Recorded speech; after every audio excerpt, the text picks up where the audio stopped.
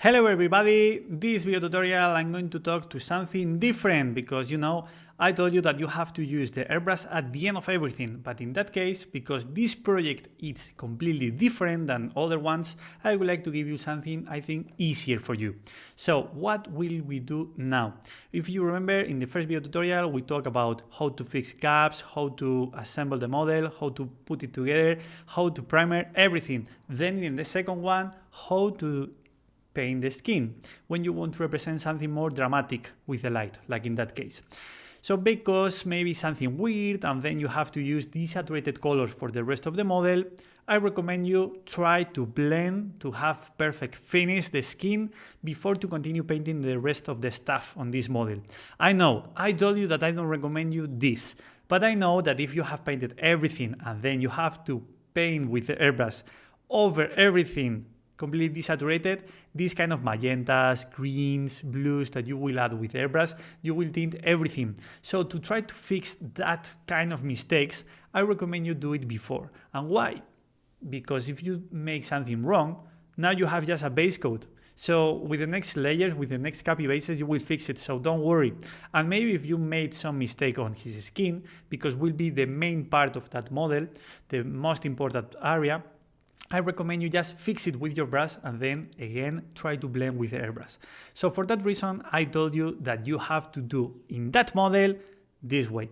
I don't recommend you because once time you have done this, you will have one area, the skin, completely done, completely finished or 99% finished, and the rest of the model just with the base coat. So maybe in your mind will be weird. So will confuse your ideas because you will see something completely finished and some areas just the beginning, so maybe in your mind could look weird. So for that reason I don't like to work in that way, but it's true that in this model it's something different than usually. So for that reason I recommend you start with something different. In that case, try to finish the skin, check if you like it, try to create the casted shadows, try to represent these nuances with saturated colors and then some desaturated. So if you see with airbrush, I'm using some magentas to saturate the skin. Then I'm going to use some bluies, some greenies, some violets maybe in some places. So with these kind of colors, I would like to represent a cold atmosphere, a cold ambient for that model. And if you check, I always try to blend from the bottom of this model with this kind of angle to blend everything. Why? Because then you will fix with the next layer. Remember, the process will be at the beginning, paint or blend with saturated colors and mid-tones. So this is the idea. Then use darker colors. If you want saturated, perfect. If you don't want them, perfect too. Because remember, the third step will be paint with maybe the complementary color, maybe another color desaturated to get a desaturation on his shadows. Not all the shadows, but some of them. So you will check them. So for example, you are seeing that I'm adding this kind of tonalities now, but then I'm going to start to use some weird colors that maybe in your mind, it's like, why Sergio is using now this kind of green? Why?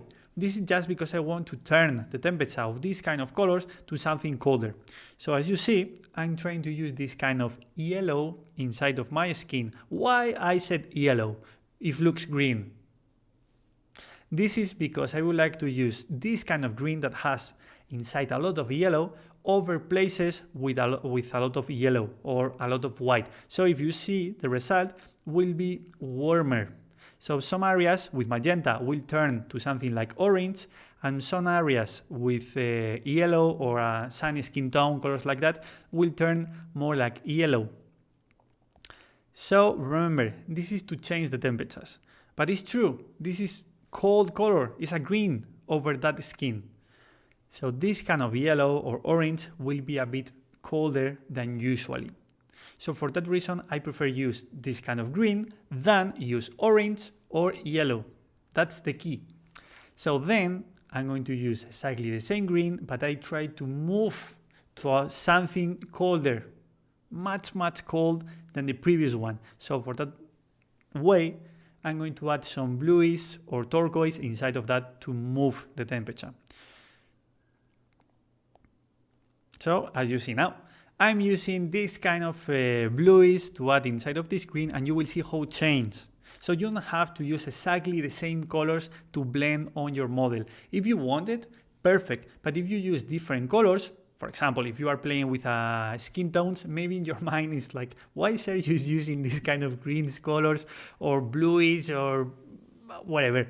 So this is because I would like to add some nuances, completely different, and add more and more information, and to represent the ambient, because with the airbrush, to me, it's really easy make it. So in my mind works perfectly. So I have in my mind what kind of colors I'm going to use.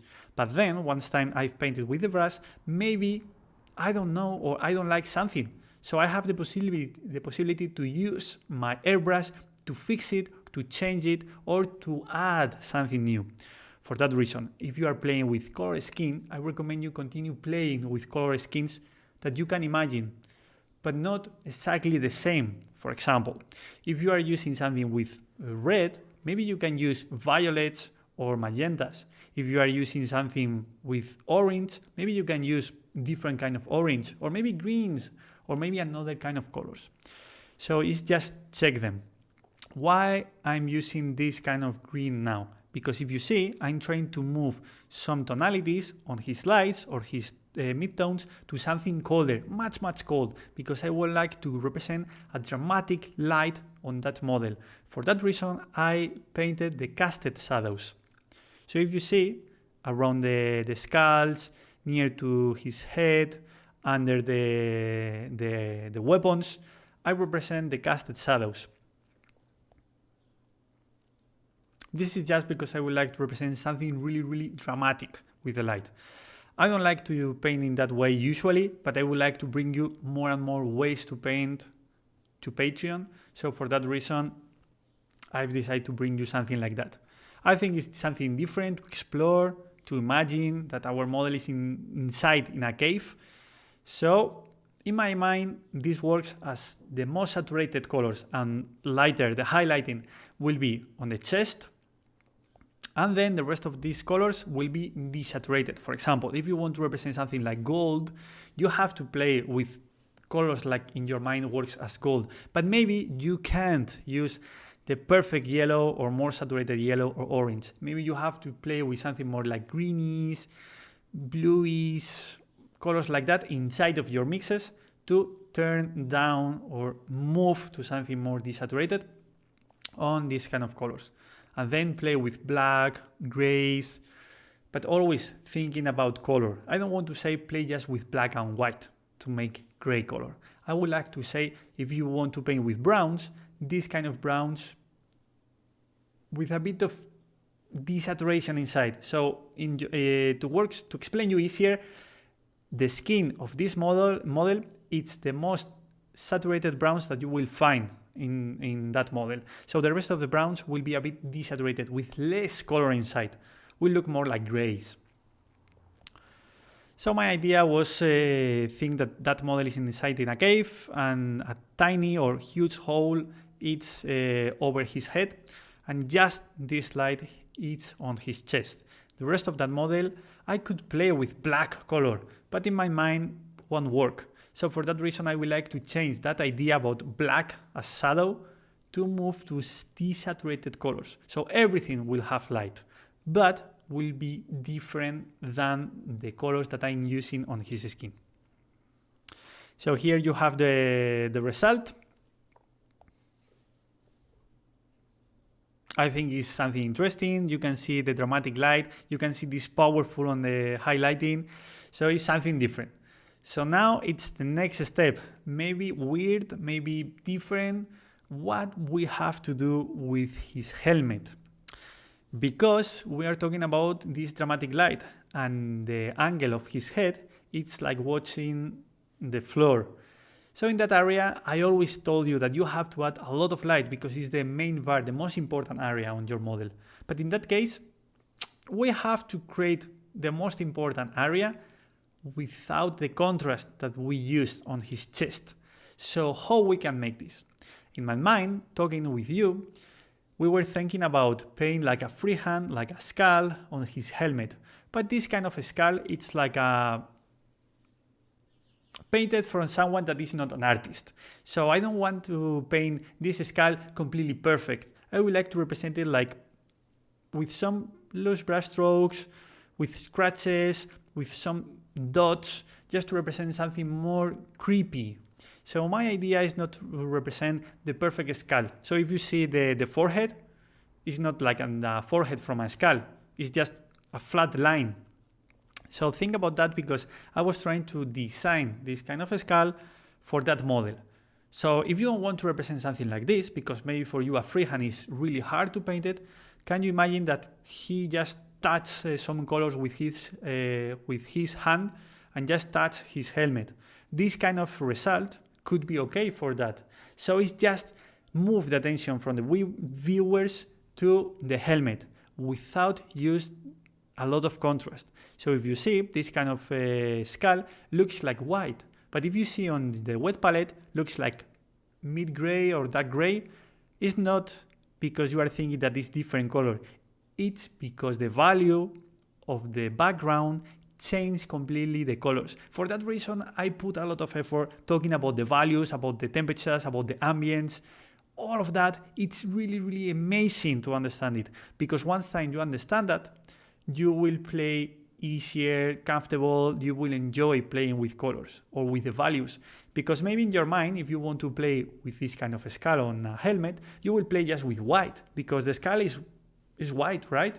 So you will use pure white, and it's completely wrong, because you are losing the value that you made it on his chest if you are playing with the same value or more value on his helmet.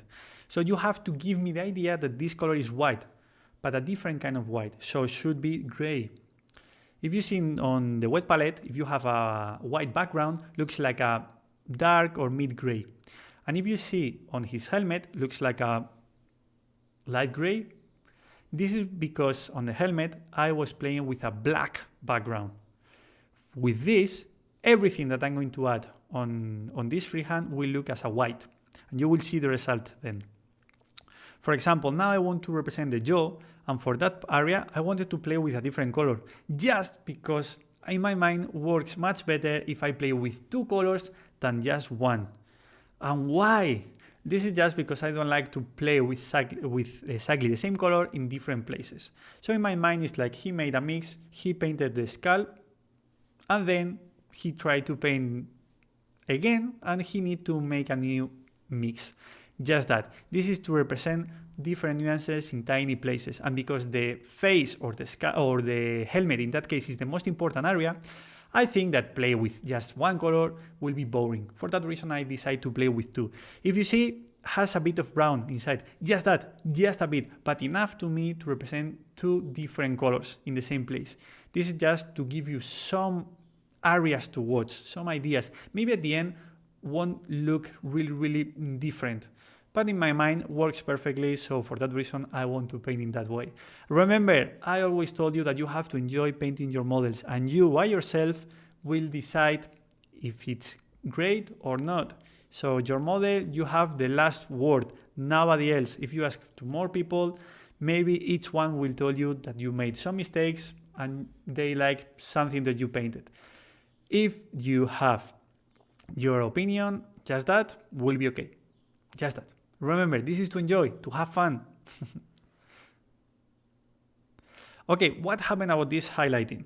So I was thinking to represent this highlighting in some areas like the edging, because always I'm talking about the edging, is really, really important, and then create some volumes on his helmet on the freehand area.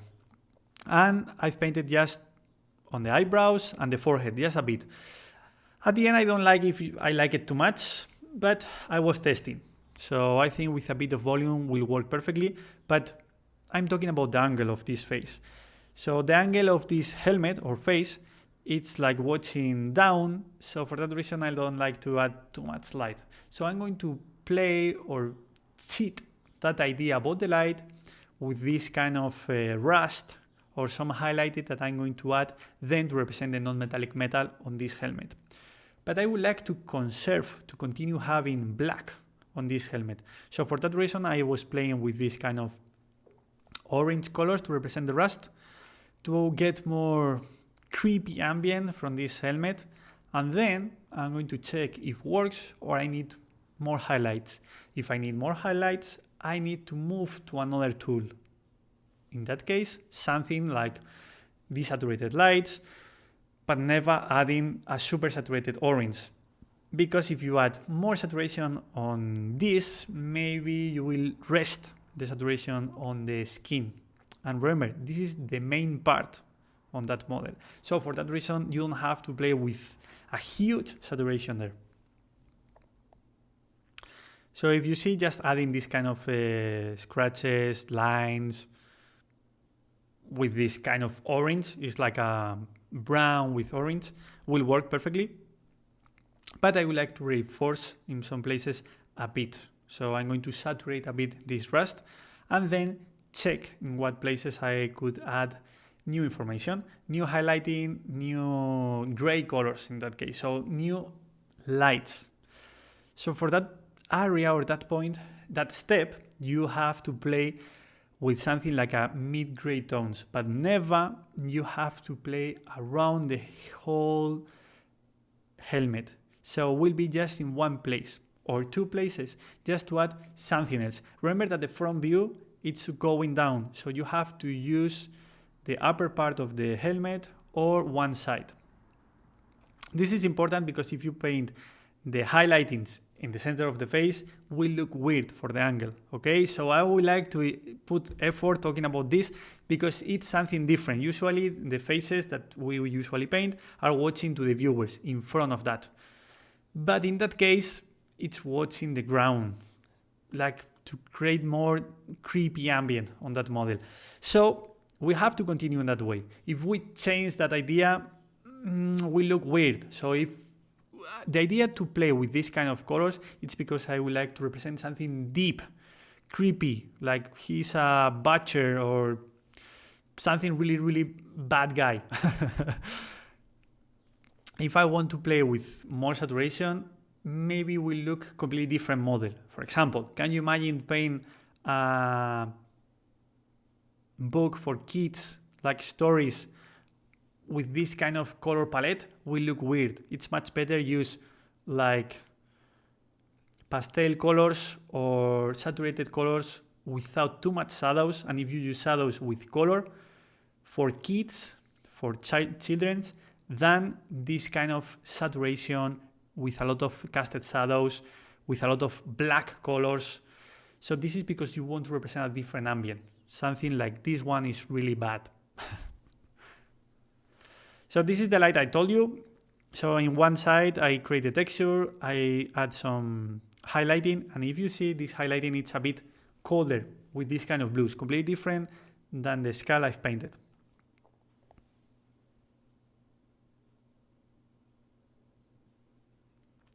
And now something that for me is really important, at least in that model. So what happened about the wood for these weapons? So I decided to create this texture just with lines crossing the stick from the top to the bottom, just that. So some lines create this texture. At the beginning, paint the full stick, and then it's the difficult part.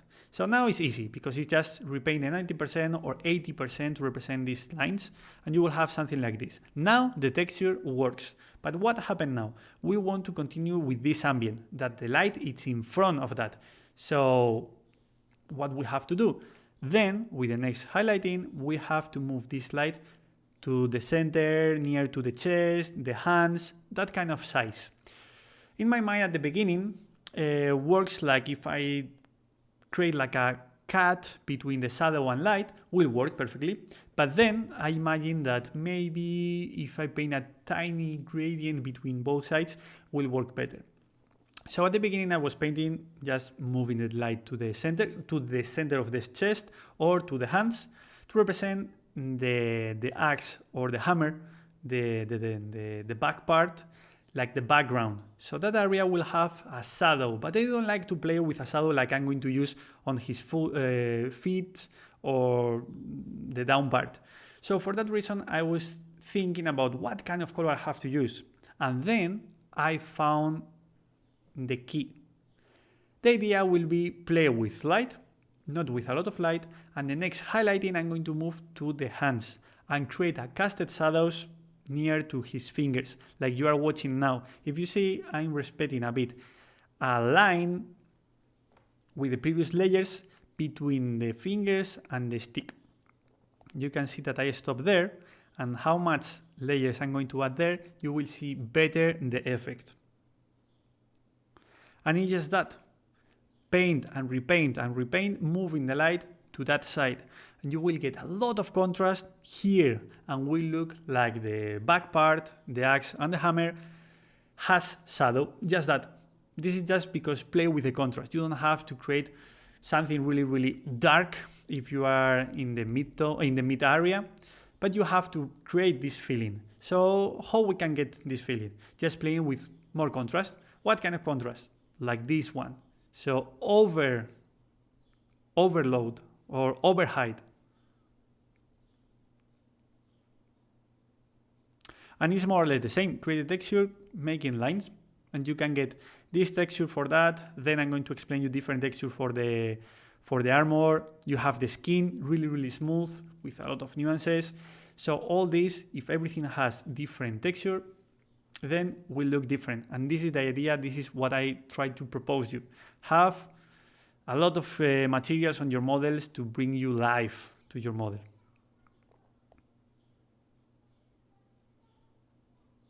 If you see in every layer, I try to paint less, but sometimes I repaint the previous one because I thought that I need new one or another layer. So I need a different background. I need a lighter background.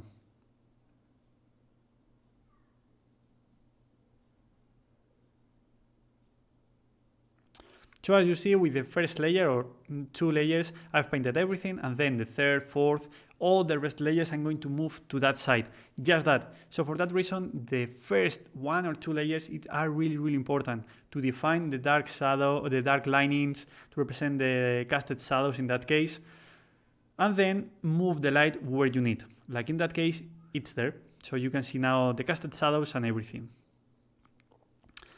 And it's just that, continue adding more and more highlighting. So when you will ask me about how much contrast I need to add, think where is your model, because you can play with a huge contrast and create this dramatic highlighting. So with these steps, I'm going to say bye-bye, and I hope you have enjoyed watching this video tutorial, and thank you very much for your huge support, and I would like to surprise you with the next one. So, bye-bye!